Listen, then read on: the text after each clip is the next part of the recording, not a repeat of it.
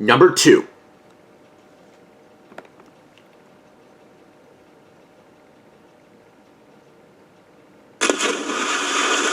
Arthur's Computer Adventure by Mark Brown. The last 2 spots on here are going to Arthur games. This was my very first Living Books game I ever played, and as a fan, this was a great way to start.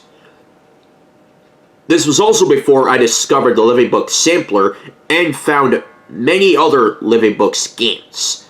Arthur's Computer Adventure, or as the book calls it, Arthur's Computer Disaster, or as the episode calls it, Arthur the Wrecker, or whatever name it is that people can't decide on one, is about Arthur obsessed with playing a game called Deep Dark Sea. And when he plays this game, he can't stop. Then it's bedtime, he goes to bed.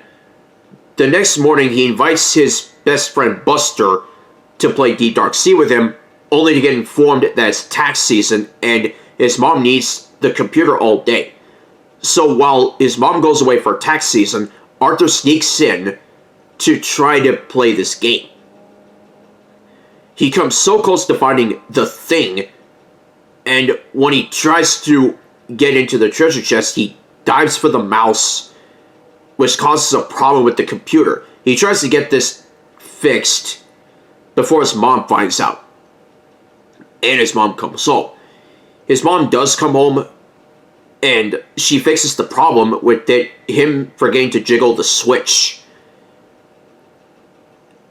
Or, yes, he did jiggle the switch by accident. He should have told Mom about this earlier, and his punishment is no computer games for a week. He then goes to bed, and the story is over. Now, I remember playing a few games on this. One of them involves Arthur and Buster, and that was the one where I finished with 39,700 points one time. Yeah, 39,700 points, which made me think of Adam Weinstein from Florida at the time. Another one I played, a Deep Dark Sea game, where there are times where I had enough air in me and won, and there are other times where I didn't have enough air and struggled, but I still managed to get through it. And another one, which I remember this before I fully left school for the day, where I was ready to play Arthur's Computer Adventure and got to DW's shopping game and just didn't know what to do with it on that day, but every other time before and afterwards I knew what to do. So, this is a fun game to play, and if you want to go on the computer and have a computer adventure, this is the perfect story and a perfect computer adventure for you. My number 1 favorite Living Books game is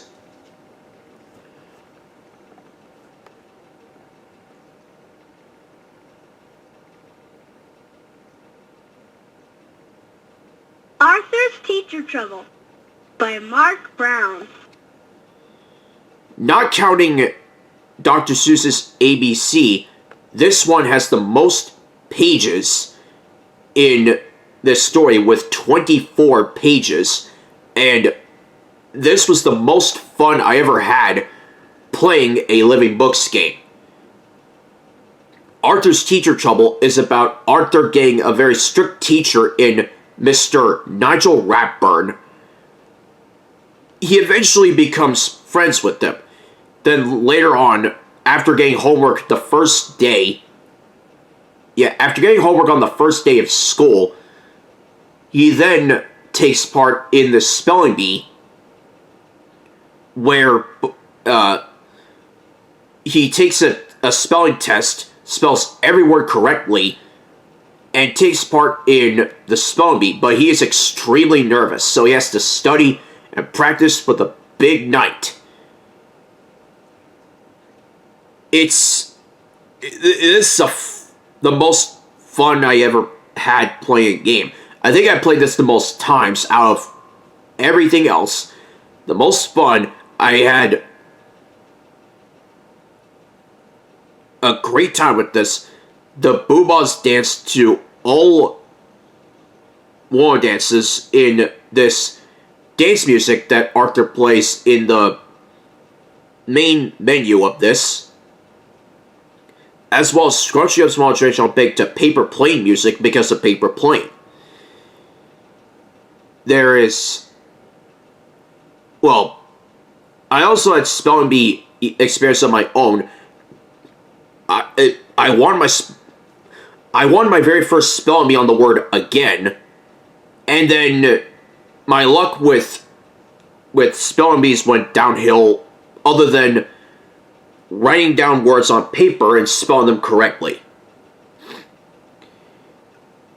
When I was a kid, I also saw spelling bee related things, like a boy named Charlie Brown,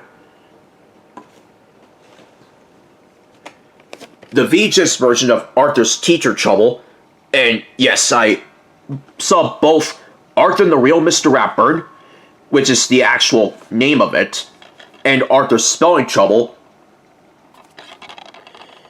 on VHS and DVD. Oh yeah, and as I said in my top 11 favorite Special Kids videos, Trouble spelled T-R-U-B-B-L-E instead of T-R-O-U-B-L-E, because poor literacy is for people who can't spell. I also have them in a Reader's Digest tape called Arthur Goes to School, along with Arthur Writes a Story, which is for me. Here, the bonus episode is Arthur Plays the Blues. And because it's a season 6 episode, they had to put the techno remix and credits on there. If you've seen the episode of Child Fears I did a long time ago, and even on my old channel, not the biggest fan of it, although I sort of got over my fear of those end credits. And, oh yeah, and unlike the Arthur's Music medley version and the version I saw on TV, the version here is the Justin Bradley version, aka the deep voice version of Arthur.